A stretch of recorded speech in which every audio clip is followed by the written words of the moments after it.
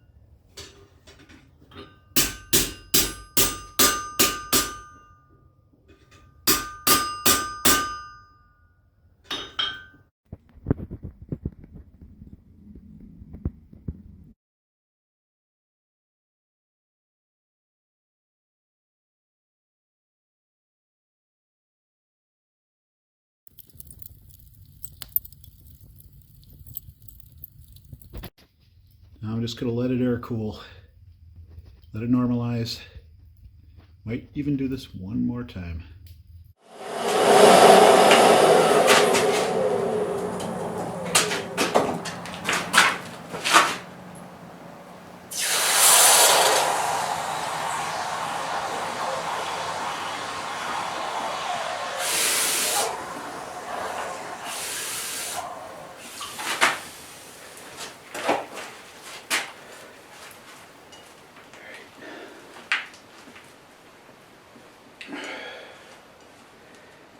No cracks.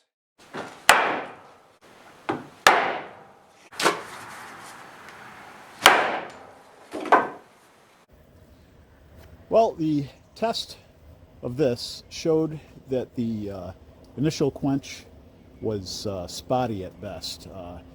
Towards the handle half, it was leaving notches, and towards the front half, while it wasn't cutting through nails, it was not leaving any notches. So obviously it's not where I want it to be.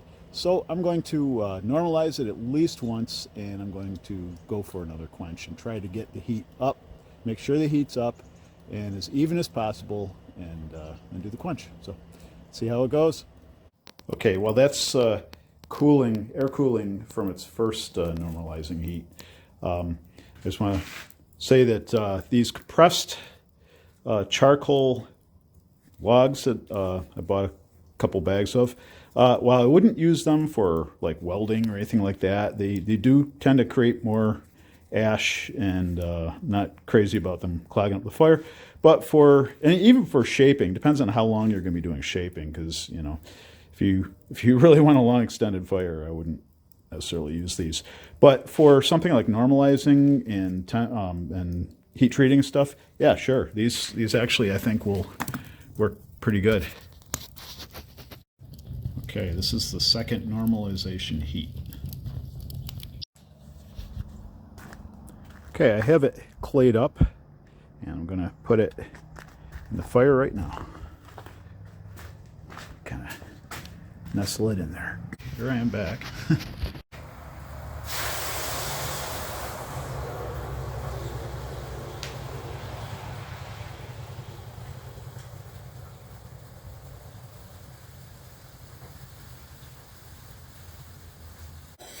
But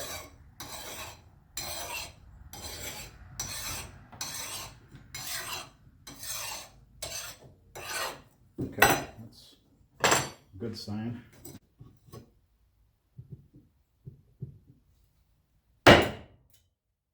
Well, cut the nail in half, and as you can see, a second, that edge is untouched. Wow, that makes me feel a lot better. Okay, we're gonna try a different spot on the edge, the bigger nail.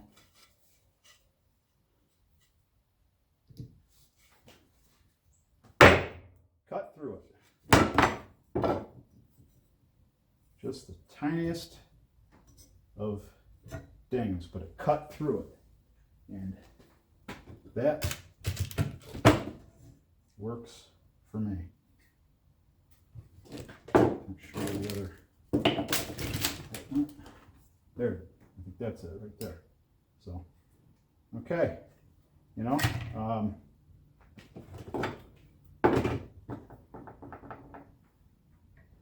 larger nail cut in half at what was formerly the bad spot, and just the tiniest of dings, really. I'm not worried about it. So that's good. Nothing touched up here, just a little bit there, but cut through nails in both cases. So, all right, this is worth putting a handle on, at least in my book.